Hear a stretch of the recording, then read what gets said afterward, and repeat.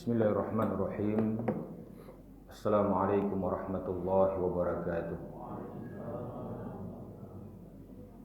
Innal hamdalillah nahmaduhu wa nasta'inuhu wa nastaghfiruh wa na'udzu billahi min shururi anfusina wa min sayyiati a'malina. May yahdihillahu fala mudilla lahu wa may yudlilhu fala hadiya lahu. Asyhadu an la ilaha illallah wahdahu la syarika lahu wa asyhadu anna Muhammadan abduhu wa rasuluh, amma ba'd. Ikhwatal iman, azani Allah wa iyyakum. Bapak-bapak, ibu-ibu, saudara-saudariku sidang jemaah salat maghrib yang semoga dirahmati oleh Allah Subhanahu wa taala. Bersyukur kita kepada Allah Subhanahu wa taala atas segala kenikmatan yang Allah Subhanahu wa taala masih berikan kepada kita sampai dengan saat sekarang ini, di mana Allah Subhanahu wa taala masih memberikan kepada kita nikmat keamanan, nikmat kenyamanan dalam melaksanakan ibadah kepada Allah Subhanahu wa taala. Dan kalau kita melihat di beberapa daerah, terutama ada satu kejadian di daerah Maroko itu, saudara-saudara kita di sana sedang ditimpa musibah, ya, diberikan ujian dan cobaan oleh Allah Subhanahu wa taala, di mana mereka ditimpa musibah yaitu dengan hadirnya gempa yang berkekuatan 6,8 skala Richter, sampai-sampai menewaskan lebih kurang, ya, bahkan lebih daripada 2000 jiwa. Maka siapa yang bisa mengira bahwasannya mereka akan menerima musibah yang begitu besar dan menewaskan mereka itu sendiri di kejadian tersebut, ya.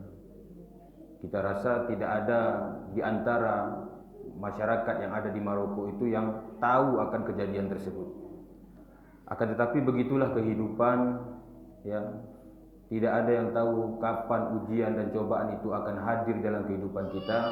Maka ini sebagai pelajaran bagi kita yang masih hidup, yang masih diberikan kesempatan oleh Allah Subhanahu wa taala untuk memperbanyak amal soleh, ya, karena yang namanya kematian itu bisa datang kapan saja, dan kita tidak tahu kapan kematian itu datang.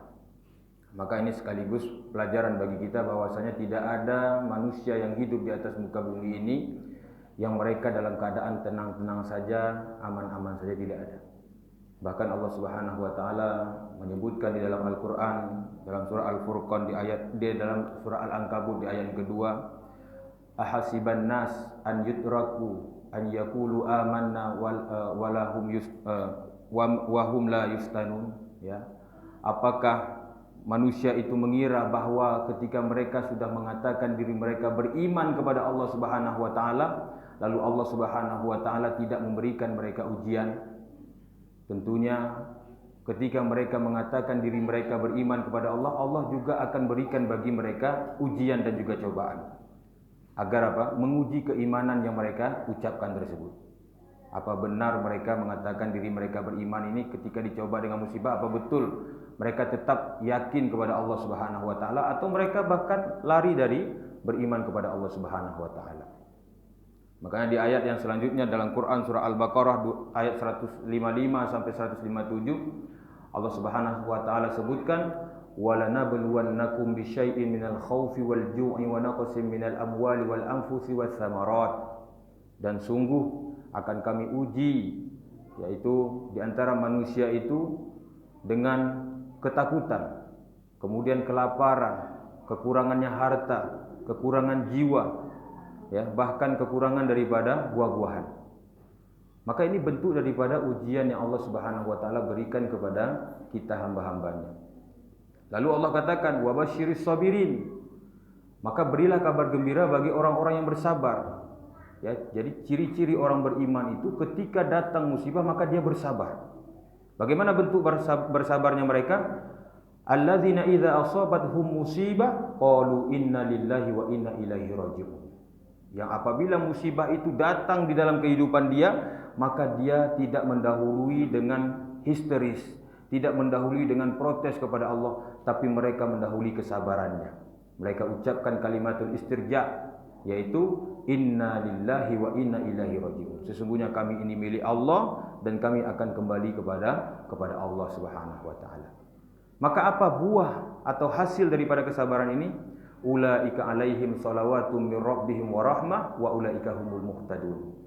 Maka disebabkan karena kesabaran mereka dalam menghadapi musibah tersebut, maka Allah Subhanahu wa taala memberikan rahmat yang sempurna bagi mereka dan keberkahan bagi mereka, dan merekalah orang-orang yang mendapatkan petunjuk dari Allah Subhanahu wa taala.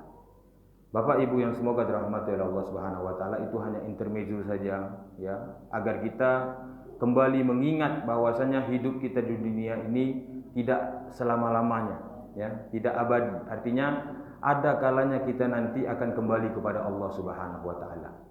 Dan juga hidup kita di atas dunia ini tidak aman-aman saja, pasti suatu saat ada yang namanya ujian dan cobaan itu akan hadir di hadapan kita. Maka dari itu hadapi dengan bersabar dan tetap terus melakukan kebaikan agar kita kalau dicabut nyawa kita oleh Allah Subhanahu wa taala maka mati dalam keadaan husnul khotimah, akhir yang baik. Baiklah Bapak-bapak, Ibu-ibu yang dirahmati oleh Allah Subhanahu wa taala, kita kembali melanjutkan kajian rutin kita dalam kitab Riyadhus Shalihin yang ditulis oleh Imam An-Nawawi rahimahullahu taala. Di pertemuan yang lalu kita sudah masuk di hadis yang ke-21 dalam bab ini, bab 13, yaitu banyaknya jalan menuju kebaikan. Maka kita baca kembali hadisnya.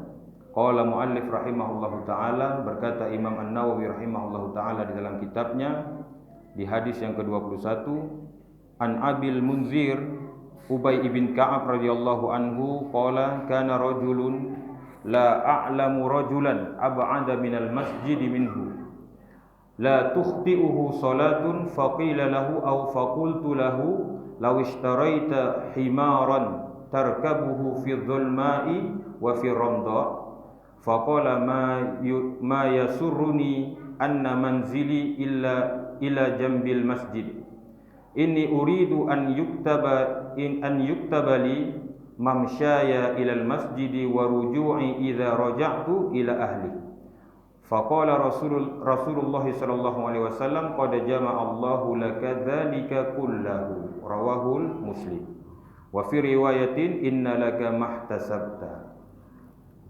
Di hadis yang ke-21 ini disebutkan bahwasanya Abu Munzir yaitu Ubay ibn Ka'ab radhiyallahu anhu, dia berkata bahwasanya ada seorang laki-laki yang dia diketahui rumahnya itu jauh daripada masjid.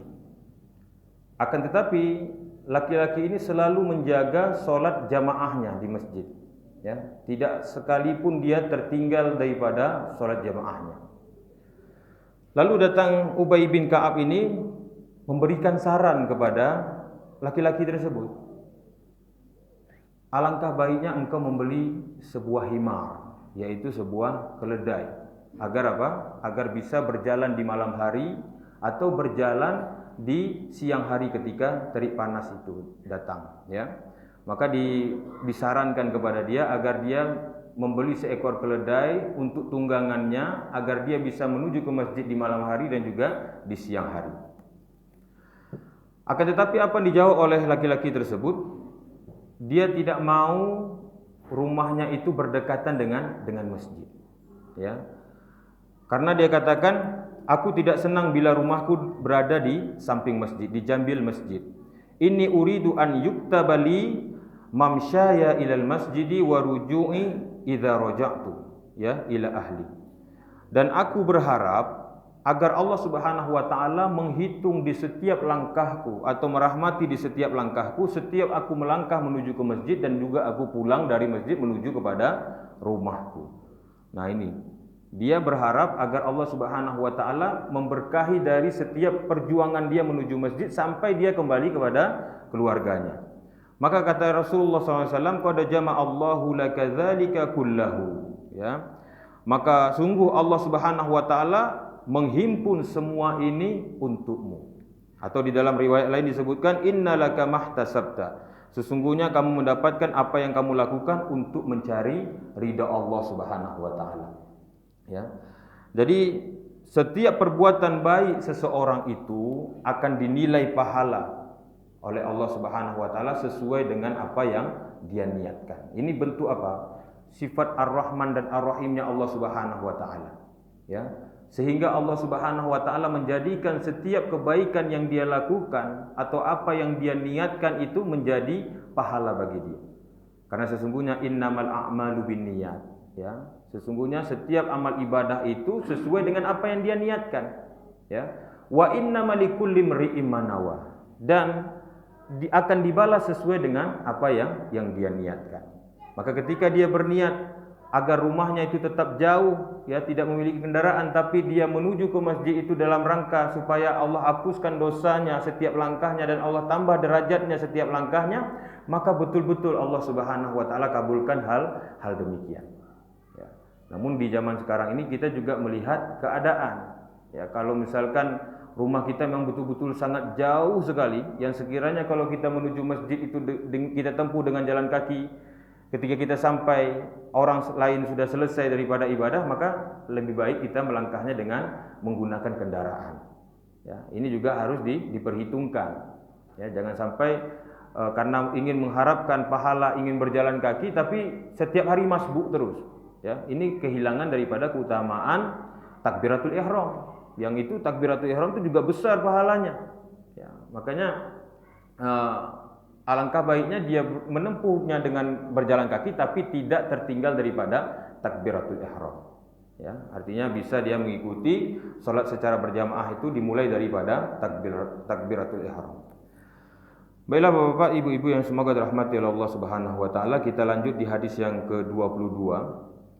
An Abi Muhammad Abdullah ibn Amru ibn Al-As radhiyallahu anhuma qala Rasulullah sallallahu alaihi wasallam arba'una khoslatan a'laha manihatul anzi ma min amilin ya'malu bi khoslatin minha raja'a thawabiha wa tasdiqa maw'udiha illa adkhalahu Allahu bihal jannah, rawahul Bukhari.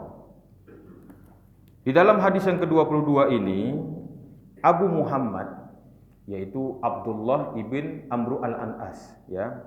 Abdullah ibn Amru al-An'as ini adalah anak daripada Amru bin As radhiyallahu anhu. Amru bin As ini adalah sahabat Nabi sallallahu alaihi wasallam yang dia dikenal sebagai orang yang ahli dalam bidang politik pada saat itu, ya, dan juga pandai dalam strategi perang. Maka Amru bin As ini dulunya pernah ditugaskan menjadi gubernur di kota Mesir, ya, karena pada masa Umar ibn al-Khattab sebagai khalifah pada saat itu. Maka Amru bin As ini sangat banyak sekali keutamaannya yang disebutkan oleh Rasulullah SAW. Bahkan ketika usia beliau di dalam Islam itu baru 3 bulan, Nabi SAW sudah menunjuk dia itu sebagai pemimpin perang. Padahal usianya baru 3 bulan itu di dalam Islam. Padahal masih banyak yang lainnya. Ada Abu Bakar, ada Umar, ada Utsman, ada Ali. Tapi Nabi SAW itu memilih Amru bin As ini. Karena kenapa? Nabi tahu Amru bin As ini sangat pandai dalam strategi perang. Sama seperti Khalid bin Walid. Ya, karena dia sangat dekat dengan Khalid bin Walid. Maka yang meriwayatkan hadis ini adalah Abdullah, anak daripada Amru bin As ini. Yang Abdullah ini diketahui bahwasanya dia lebih dahulu masuk Islam dibanding daripada ayahnya sendiri. Yang ini juga memiliki keutamaan yang luar biasa. Disebutkan oleh Abu Hurairah bahwasanya Abdullah ibn Amru bin As ini adalah orang yang sangat semangat sekali dalam menuntut ilmu bersama Rasulullah SAW. Bahkan beliau juga banyak menghafal daripada hadis-hadis Rasulullah SAW. Maka beliau mengatakan bahwasannya Rasulullah SAW bersabda, arba'una khoslatan, ada 40 kebiasaan atau 40 tabiat, atau dalam riwayat lain disebut arba'una hasanatan, ya, ada 40 macam kebaikan. Jadi kalau kita artikan di sini 40 kebiasaan baik lah, seperti itu, ya. A'laha manihatul anzi, dan yang paling tertinggi daripada kebaikan yang 40 tadi itu, yang paling tingginya adalah manihatul anzi. Maniha itu artinya meminjamkan, al-anzi itu adalah kambing betina. Ya, jadi kalau yang jantannya al-ma'az, ya, al-ma'azi. Jadi kambing betina itu al-anzi, kalau kambing jantannya adalah al-ma'azi, ya, al-ma'az. Atau bahasa umumnya adalah al-ghanam, kambing. Maka manihatul anzi adalah meminjamkan kambing kepada saudaranya agar diambil susunya. Nah, ini adalah suatu amalan kebaikan yang paling tinggi. Ya, dia pinjamkan kambingnya kepada saudaranya agar diambil manfaat daripada kambing ini, yaitu diambil susunya. Jadi di masa dulu itu, di zaman Nabi SAW itu ada hal yang semacam ini. Ya, jadi dia pinjamkan kambingnya kepada saudaranya agar diambil susunya untuk diminum kepada keluarganya. Dan juga manihah ini bukan hanya terbatas pada kambing saja, tapi ada juga yang meminjamkan untanya, ya, agar diambil susunya atau dijadikan tunggangannya. Ada juga hisonnya, yaitu kudanya, dipinjamkan. Ya, maka ini merupakan suatu kebaikan, bahkan derajatnya paling tinggi di antara 40 kebaikan ini. Maka tidak menutup kemungkinan manihah ini, yaitu meminjamkan hal tersebut itu tidak terpaku hanya kepada hewan saja. Di masa sekarang ini kan jarang orang memelihara kambing, ya, tidak ada lagi orang memelihara unta, tidak ada lagi orang memelihara kuda, ya, jarang-jarang. Maka bisa juga manihah ini dalam bentuk barang. Misalkan kita di masa sekarang ini meminjamkan kendaraan kepada orang lain, ketika orang itu membutuhkan maka kita pinjamkan kepada dia. Maka ini juga termasuk daripada manihah, yaitu meminjamkan yang memiliki pahala yang tinggi. Ya, kita pinjamkan kendaraan atau kita pinjamkan tanah kepada dia. Misalkan ada orang yang tidak memiliki tempat tinggal, ya, dia masih sewa-sewa, lalu kita berikan tanah hak pinjam pakai. Nah, kalau kami di Tapak Tuan itu ada seorang muhsinin itu dia kasih pinjam pakai itu satu rumah besar untuk sekolah TK. Nah, ada TK IT Bunaya itu, sekolah tahfiz Quran juga. Nah, itu dia kasih untuk pinjam pakai. Dan itu besar sekali pahalanya selama mereka itu mengikuti proses pembelajaran di situ, belajar agama, mengkaji tentang ilmu Al-Quran, maka pahalanya terus mengalir kepada orang yang meminjam pakaikan. Walaupun dia hanya pinjam pakai sementara saja, ya, misalkan 2 tahun, tapi tetap harus ada bukti tertulis, ya, karena manusia ini kan berubah-ubah pikirannya kan, maka harus ada bukti tertulis. Nah, maka manihah ini termasuk daripada perbuatan yang baik, ya, perbuatan baik, bahkan dia lebih tinggi, ya, merupakan perbuatan yang lebih tinggi. Ma min amilin ya'malu bi khoslatin minha raja'a sawabiha wa tasdiqa mau'udiha illa adkhalahu Allahu bihal jannah, ya, rawahul Bukhari. Maka di sini disebutkan tidaklah seorang melakukan salah satunya dengan mengharap pahala dan juga percaya apa yang dijanjikan kepadanya, niscaya Allah Subhanahu wa taala akan memasukkannya ke dalam surganya Allah Subhanahu wa taala. Jadi tidaklah di antara manusia ini melakukan dari 40 kebaikan ini salah satunya dia lakukan lalu disertai dengan roja, yaitu berharap kepada Allah Subhanahu wa taala atas pahala darinya, melainkan Allah Subhanahu wa taala akan memasukkan mereka itu ke dalam surganya Allah Subhanahu wa taala. Ya. Hadis ini menunjukkan tentang beraneka ragamnya, banyaknya jalan-jalan menuju kebaikan agar kita bisa mendapatkan rahmat dari Allah Subhanahu wa taala, masuk ke dalam surganya Allah Subhanahu wa taala. Mengapa Nabi SAW tidak menyebutkan 40 kebaikan tersebut? Ya, artinya tidak dirincikan. Tapi Nabi SAW hanya menyebutkan tentang yang paling tinggi daripada kebaikan tersebut. Ya, tujuannya adalah agar kita fokus kepada yang paling tinggi ini saja. Ya, artinya tidak menutup kemungkinan yang baik-baik lainnya itu juga kita lakukan. Sama halnya seperti Nabi katakan, iman itu ada 70 cabang. Yang paling tingginya adalah kalimat la ilaha illallah, yaitu kalimat tauhid yang paling tinggi. Nah, maka begitu juga dengan hadis ini, Nabi sebutkan 40 tapi Nabi enggak rincikan. Tapi Nabi sebut yang paling tingginya, yang paling utamanya agar kita fokus ke sana. Ya, supaya kita bisa melakukan hal yang demikian. Nah, namun disebutkan juga oleh beberapa para ulama, ya, menafsirkan daripada 40 kebaikan itu diantaranya adalah menunaikan daripada hak-hak orang muslim. Nah, itu juga termasuk daripada kebaikan yang harus dia lakukan. Bahkan itu bersifat wajib. Ya, sebagaimana disebutkan dalam hadis Bukhari, ya, hakun muslim ala muslim khamsun. Ya, disebutkan dalam hadis Bukhari itu ada 5. Kalau dalam riwayat Muslim ada 6. Ya. Raddus salam, membiasakan diri untuk mengucapkan salam. Itu juga merupakan kebaikan. Wa iyadatul marid, ya, menjenguk orang yang sakit, itu juga merupakan kebaikan. Kemudian wa ijabatu da'wah, menjawab undangan. Jadi kalau diundang datang. Kemudian wattibaul janazah, menghadiri jenazah. Jadi ketika kita dengar ada saudara kita sesama muslim itu yang meninggal dunia, maka kita datang melakukan fardu kifayah. Maka ini juga besar keutamaannya. Bahkan disebutkan man syahidal janazah hatta yusolli falahu qiratun wa man syahidaha hatta tudfan falahu qiratani. Ya, barang siapa yang menyaksikan jenazah sampai dia disolatkan, maka dia dapat 1 qirat. Menyaksikan jenazah sampai dia dikuburkan, maka dia dapat 2 qirat. Wa makiratani, berapa 2 qirat itu? Mislu jibalain azimain, seperti 2 gunung yang besar. Kemudian juga merupakan hak muslim, ya, yang ini merupakan kebaikan juga, yaitu watasmitul atas, mendoakan orang yang dalam ketika bersin, ya, dipastikan orang tersebut memuji Allah Subhanahu wa taala. Jadi ketika dia bersin, dia mengucapkan alhamdulillah, maka kita ucapkan yarhamukallah. Lalu dia katakan lagi yahdikumullah wa yuslihu balakum. Maka itu merupakan kebaikan-kebaikan yang kita lakukan. Nah, kalau riwayat Muslimah ditambah lagi, kalau dia minta nasihat maka dinasihati. Maka itu merupakan kebaikan-kebaikan yang disebutkan oleh Nabi SAW dari 40 kebaikan tersebut. Kemudian yang selanjutnya, kebaikan yang kita lakukan tersebut, kan tadi disebutkan kalau dia melakukan 40 kebaikan tersebut akan mendapatkan pahala, yaitu dimasukkan ke dalam surganya Allah Subhanahu wa taala. Tapi juga kita melihat di sini harus dipadukan antara kebaikan itu dengan iman. Nah, di sini kalau kita baca ma min amilin ya'malu bi khoslatin minha roja'a thawabiha, ya, wa tasdiqa mau'udiha illa adkhalahu Allahu bihal jannah.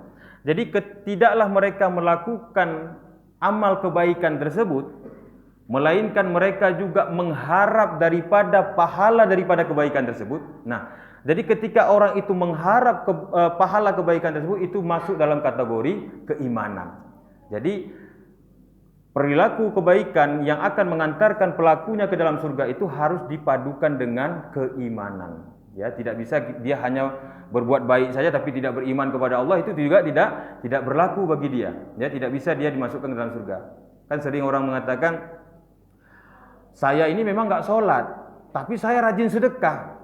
Saya memang enggak sholat, tapi saya enggak ganggu tetangga. Saya orangnya baik sama tetangga. Jadi kebaikan dia itu sia-sia. Kenapa? Karena dia tidak sholat, dia tidak beriman kepada Allah Subhanahu wa taala, dia tidak menyembah kepada Allah Subhanahu wa taala. Jadi tidak ada nilai apa-apa. Harusnya ketika dia melakukan kebaikan harus dipadukan dengan keimanan. Ya, maka rukun daripada melakukan ibadah itu ada 3. Ya, atau syarat melakukan ibadah itu ada 3. Yang pertama, dia harus cinta kepada Allah Subhanahu wa taala. Ketika dia melakukan ibadah, dia meletakkan rasa cintanya kepada Allah Subhanahu wa taala. Yang kedua ada roja. Roja itu artinya berharap dari apa yang dia lakukan itu, dia berharap agar Allah memberikan pahala kepada dia. Dan ini perintah. Ya, tidak boleh kita misalkan melakukan ibadah tidak berharap surga. Jangan. Ya, kita memang diperintahkan agar kita berharap agar dimasukkan ke dalam surganya Allah Subhanahu wa taala. Ketika kita merindukan surga, maka surga juga rindu kepada kita. Jangan kita menjadi seperti sebagian orang yang berkata dalam syairnya, dia katakan apa? Bila sujudku padamu karena berharapkan surga, maka tutup pintu surga itu. Bila sujudku padamu karena takut neraka, maka bakar aku dengan apinya. Ini perkataan yang salah ini. Ya, ini adalah orang yang sombong.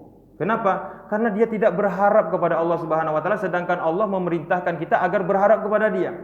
Kalau kita tidak berharap kepada Allah, kepada siapa lagi kita mau berharap? Ya, kita harus berharapnya kepada Allah Subhanahu wa taala. Ketika kita melakukan amal ibadah, amal kebaikan, maka berharap agar Allah menggantikannya dengan surga. Ya. Begitu juga ketika kita melakukan amal ibadah, agar kita berharap kepada Allah agar Allah jauhkan kita dari azab api nerakanya. Ya. Jangan kita menantang Allah. Ini kan menantang Allah nih. Kalau sujud kepadamu karena takut neraka, bakarlah aku dengan apinya. Seakan-akan kita mampu untuk menahan api neraka. Padahal api neraka ini nggak sanggup kita menahannya. Ya, api neraka itu beda dengan api dunia. Ya, sebagaimana yang kita pernah sebutkan di sini bahwasanya sifat api neraka itu adalah sifatnya melengket, ya, berkobar-kobar. Allati tabtali'u 'alal afidah. Kalau dibakarkan di ujung kaki akan menghanguskan jantung manusia. Bahkan azab paling ringan itu kepada paman Nabi sallallahu alaihi wasallam, ya, dipakaikan trompak dari api neraka itu mendidih daripada otaknya. Maka dari itu hendaklah kita menghiasi daripada ibadah kita kepada Allah Subhanahu wa taala itu dengan keimanan, yaitu apa? Yang pertama, cinta kita kepada Allah Subhanahu wa taala, yang kedua adalah roja, berharap kepada Allah Subhanahu wa taala, kemudian yang ketiga adalah al-khauf, yaitu diiringi dengan rasa takut kita kepada Allah Subhanahu wa taala. Nah, itu semua itu tiga-tiga itu bergabung ketika kita melakukan ibadah, ketika kita sholat, ya, kita tunduk. Kenapa? Karena kita takut kepada Allah Subhanahu wa taala. Tunduknya kita itu sebagai bentuk daripada pasrahnya kita kepada Allah Subhanahu wa taala.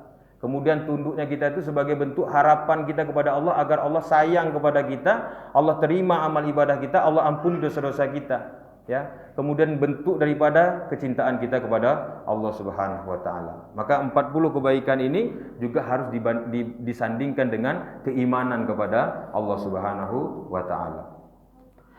Kemudian ikhwatal iman azanillahu wa iyyakum, kita berlanjut ke hadis yang selanjutnya. An Adi ibn Hatim radhiyallahu anhu qala sami'tu Nabi sallallahu alaihi wasallam yaqul ittaqun nar walau bisyikki tamrah, muttafaqun alaih. Wa fi riwayatin lahuma anhu qala Rasulullah sallallahu alaihi wasallam ma minkum min ahadin illa sayukallimuhu rabbuhu laisa bainahu tarjuman fayanzuru aymana minhu fala yara illa ma qaddama wa yanzuru ash'ama minhu fala yara illa ma qaddama wa yanzuru baina yadayhi fala yara illa an-nar tilqa'a wajhihi fattaqun nar walau bisyikki tamrah faman lam yajid fabikalimatin thayyib, muttafaqun alaih. Di hadis yang ke-23 ini disebutkan dari Adi ibn Hatim radhiyallahu anhu bahwasanya dia mendengar, ya, sami'tu Rasulullah sallallahu alaihi wasallam, dia mendengar Nabi sallallahu alaihi wasallam berkata, ittaqun nar walau bisyikki tamrah. Takutlah kalian kepada neraka, ya, takutlah kalian terhadap siksaan neraka itu walaupun dengan secuil kurma, ya. Artinya kita diperintahkan untuk berbagi walaupun hanya secuil kurma yang ada pada diri kita. Dan di riwayat lain disebutkan setiap orang itu pasti akan berbicara kepada Rabb-nya. Nah, ini sebagai bentuk apa? Kabar gembira juga bagi kita bahwasanya ada dua kenikmatan yang akan diterima oleh orang yang berpuasa.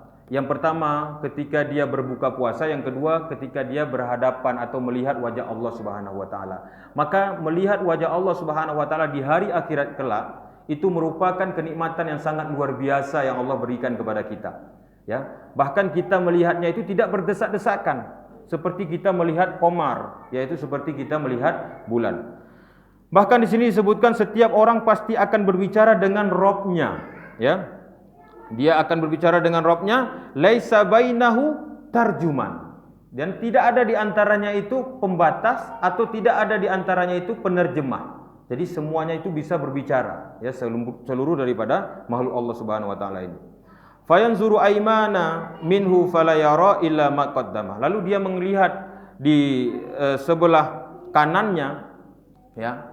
Maka dia melihat ada yang kebaikan-kebaikan yang dia lakukan, ya. Dia melihat mendapati segala sesuatu yang telah dia lakukan, amal-amal solehnya. Lalu dia melihat ke kirinya, tiba-tiba dia melihat ke kirinya ada juga kebaikan-kebaikan yang pernah dia lakukan di dunia. Namun ketika dia melihat ke depan, maka dia tidak mendapati kebaikan yang dia lakukan, melainkan apa? Dia dihadapi dengan neraka, ya. Maka di sini disebutkan fala yara illan nar tilqa'a wajhihi, ya. Dia tidak melihat apa-apa kecuali neraka yang dihadapkan di hadapannya. Maka Nabi SAW bersabda, fattakun nar walau bisyikki tamrah, ya.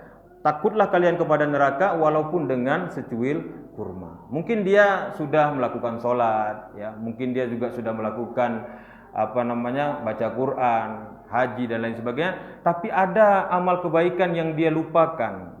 Misalkan bersedekah, ya. Allah berikan kepada dia rezeki, namun dia tidak mempergunakan rezeki ini untuk disedekahkan di jalan Allah Subhanahu wa taala. Maka dengan demikian mengundang bencana atau mengundang azab dari Allah Subhanahu wa taala kepada dia. Maka Nabi katakan ittaqun nar walau bisyikki tamrah, ya. Takutlah kalian kepada neraka walaupun dengan secuil kurma. Dan ini juga disebutkan oleh Allah Subhanahu wa taala dalam Quran surah Al-Mu'minun Al-Munafiqun di ayat 10 sampai dengan 11. Ya ayyuhalladzina amanu anfiqu mimma razaqnakum min qabli ayyatiya ahadakumul maut, ya. Kata Allah Subhanahu wa taala, infakkanlah sebagian harta yang telah kami berikan kepadamu, ya, sebelum datangnya kematian itu kepada kamu. Nah, kenapa Allah Subhanahu wa taala menyandingkan antara sedekah dengan kematian, ya? Karena ketika orang itu diberikan rezeki lalu dia tidak menginfakkan rezeki tersebut, maka ketika kematian itu sampai, maka yang dia hadapkan adalah penyesalan. Maka dia sebutkan ya Rabbi laula akhartani ila ajalin qarib. Ya Rabbku, seandainya engkau tahan sejenak nih kematianku, fa asaddaqo, maka aku akan bersedekah. Kemudian hadis ini juga mengajarkan kepada kita, ya, bersedekah sesuai dengan kemampuan, ya, bersedekah sesuai dengan kemampuan kita. Kalau misalkan kita mampunya dengan kurma, maka sedekah dengan kurma, ya. Tidak boleh kita sampai memaksa diri, ya, hanya karena ingin mengejar keutamaan ini sampai kita memaksa diri sampai kita berhutang. Jadi selesai satu malah timbul masalah satu lagi, hutang belum terselesaikan. Maka dianjurkan bagi kita untuk bersedekah sesuai dengan kemampuan dan juga berakhlak mulia, ya. Kemudian di sini juga terdapat faedah, yaitu menjauhi kemungkaran. Agar agar kita tidak malu nanti berhadapan dengan Allah Subhanahu wa taala. Kan tadi disebutkan bahwasanya nanti setiap makhluk itu akan berhadapan dengan Allah dan akan berkalam, akan berbicara dengan Allah Subhanahu wa taala. Apakah kita sanggup ketika kita di hadapan Allah lalu kita membawa atau memikul dosa kita? Apakah kita tidak malu kepada Allah Subhanahu wa taala, ya? Karena tadi disebutkan bahwasanya di antara di hari kiamat nanti itu tidak ada pembatas, ya. Kita bisa langsung berbicara kepada Allah Subhanahu wa taala tanpa terjemah. Baiklah, kita lanjut di hadis yang selanjutnya, di hadis yang ke-24, ya. Ada dua hadis lagi. An Anas radhiyallahu anhu qala Rasulullah sallallahu alaihi wasallam, innallaha la yarda 'anil 'abdi an ya'kula aklah fayahmadahu 'alaiha au yashraba syarbah fayahmaduhu 'alaiha. Rawahul Muslim. Dari Anas radhiyallahu anhu, yang dia merupakan khadimun Nabi SAW, yaitu pelayan Nabi SAW, dia berkata bahwasannya Rasulullah SAW bersabda, Allah itu ridho kepada seorang hamba ketika dia memakan makanan lalu dia memuji Allah Subhanahu wa taala, ya. Fayahmadahu 'alaiha, maka dia pun memuji Allah Subhanahu wa taala. Begitu juga ketika dia yashraba syarbah, yaitu meminum minuman, maka dia juga memuji Allah Subhanahu wa taala. Hadis ini mengajarkan kepada kita agar kita selalu bersyukur terhadap apa yang kita terima. Ketika kita makan, maka ingat kepada Allah Subhanahu wa taala dengan ucapan alhamdulillah. Alhamdulillah kita hari ini bisa makan, ya. Banyak di antara saudara kita enggak bisa makan. Ketika kita minum juga demikian, maka kita ucapkan alhamdulillah, ya, yaitu memuji Allah Subhanahu wa taala. Dan ini bentuk daripada rasa syukur kita kepada Allah Subhanahu wa taala. Karena rasa syukur itu, ya, bersyukur itu ada 3 caranya, ya. Ciri-ciri orang bersyukur itu ada 3 caranya. Yang pertama, dia mengakui bahwasanya kenikmatan itu datangnya dari Allah Subhanahu wa taala. Sebagaimana disebutkan dalam Quran surah An-Nahl di ayat 53, wa ma bikum min ni'matin faminallah. Setiap kenikmatan yang kau terima itu datangnya dari Allah Subhanahu wa taala. Maka kita yakin bahwasanya kenikmatan yang kita terima hari ini itu adalah datangnya dari Allah Subhanahu wa taala, bukan dari makhluk Allah. Walaupun perantaranya dari makhluk Allah, ya. Itu agar apa? Agar menguatkan tauhid kita kepada Allah Subhanahu wa taala, agar kita memintanya hanya kepada Allah. Karena ada di antara manusia di masa sekarang ini yang mereka juga ketika dia dapat rezeki, maka dia apa? Dia ucapkan untung ada waang, ya, atau untung ada Anda yang memberikan. Seakan-akan pemberian ini datangnya dari makhluk, padahal mereka itu adalah perantara, ya. Rezeki itu datangnya dari Allah Subhanahu wa taala. Wa ma bikum min ni'matin faminallah. Tidaklah rezeki itu datang kecuali datangnya dari Allah Subhanahu wa taala. Itu bentuk syukur yang pertama. Kemudian syukur yang kedua sebagaimana disebutkan dalam Quran surah Ad-Duha di ayat ke-11. Wa amma bi ni'mati rabbika fahaddis. Dan adapun kenikmatan yang kau terima maka hendaklah engkau fahaddis. Fahaddis itu artinya mensyiarkan. Yang syiar itu keluar daripada lisan kita, yang lisan kita ini memuji, yang pujian itu kita sandarkan kepada Allah Subhanahu wa taala dengan ucapan apa? Alhamdulillahi rabbil alamin. Jadi ketika kita mendapatkan rezeki, maka dahulukan kalimat memuji Allah Subhanahu wa taala. Alhamdulillahirabbil alamin. Bukan kita memuji orang yang memberikan, ya. Karena orang yang memberikan itu tidak patut untuk dipuji dia. Ya, tidak patut untuk dipuji. Karena kenapa? Innama nut'imukum liwajhillah la nuridu minkum jazaa'an wala syukura. Itu diajarkan ya di dalam Al-Qur'an bahwasanya ketika kita memberikan makan kepada orang lain atau memberikan bantuan kepada orang lain, maka liwajhillah. Itu semua kita lakukan karena mengharap wajah Allah Subhanahu wa taala. La nuridu minkum jazaa'an wala syukura. Dan tidaklah kami memberikan ini untuk mendapatkan balasan dari kamu dan juga tidak juga ucapan terima kasih.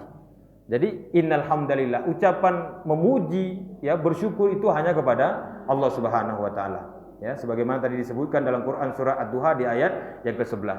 Kemudian yang ketiga, cara bersyukur itu adalah menempatkan rezeki yang telah Allah berikan kepada kita itu ke arah yang diridhoi oleh Allah Subhanahu wa taala. Allah berikan kita kesehatan. Kesehatan ini kita gunakan untuk beribadah kepada Allah, ya. Kita gunakan untuk membaca kalamullah, ya, bukan kita gunakan untuk maksiat. Maka ini sudah bersyukur nih. Ya, Allah berikan kita rezeki, kemudian kita infakkan di jalan Allah, itu juga masuk dari kategori dari bersyukur. Nah, maka dari itu kita diperintahkan ketika kita mendapatkan rezeki, maka kita memperbanyak syukur kita kepada Allah, yaitu dengan cara memuji Allah Subhanahu wa taala. Kemudian masuk di hadis yang terakhir dalam bab ini, bab 13, yaitu hadis yang ke-25, an Abi Musa radhiyallahu anhu, anin Nabi sallallahu alaihi wasallam qala ala kulli muslimin shadaqah. Qala ara'aita in lam yajid. Qala ya'malu bi yadayhi fayanfa'u nafsahu yatasaddaqu. Qala ara'aita in lam yastati'. Qala yu'inu dzal hajatil malhuf. Qala ara'aita in lam yastati'. Qala ya'muru bil ma'ruf awil khair. Qala ara'aita in lam yaf'al. Qala yumsiku anis syarri fa innaha shadaqah. Ya, muttafaqun alaih. Di hadis ini Abu Musa radhiyallahu anhu berkata bahwasanya Nabi sallallahu alaihi wasallam bersabda, setiap muslim itu wajib bersedekah. Ya. Lalu ada yang bertanya, ara'aita in lam yajid? Bagaimana jika kami tidak mempunyai apa yang hendak kami sedekahkan? Maka kata Nabi, ya'malu biyadaihi fayanfa'u nafsahu yatasaddaqu. Maka hendaklah dia bekerja sehingga dia mendapatkan hasil untuk dia sedekahkan. Maka dikatakan lagi, ara'aita in lam yastati'? Bagaimana kalau kami enggak mampu dengan bekerja tersebut? Maka disebutkan oleh Nabi SAW, yu'inu dzal hajatil malhuf, ya. Engkau membantu orang yang benar-benar membutuhkan bantuan, ya, walaupun kita enggak punya harta, tapi kita bantu orang yang betul-betul membutuhkan bantuan, maka itu masuk dalam kategori sedekah. Ara'aita in lam yastati'? Bagaimana kalau kami enggak mampu juga dengan hal tersebut? Maka disebutkan oleh Nabi, qala ya'muru bil ma'ruf awil khair. Engkau memerintahkan orang atau menyuruh orang untuk berbuat kebaikan. Ya, maka itu termasuk daripada sedekah. Qala ara'aita in lam yaf'al. bagaimana kalau itu tidak dilakukan?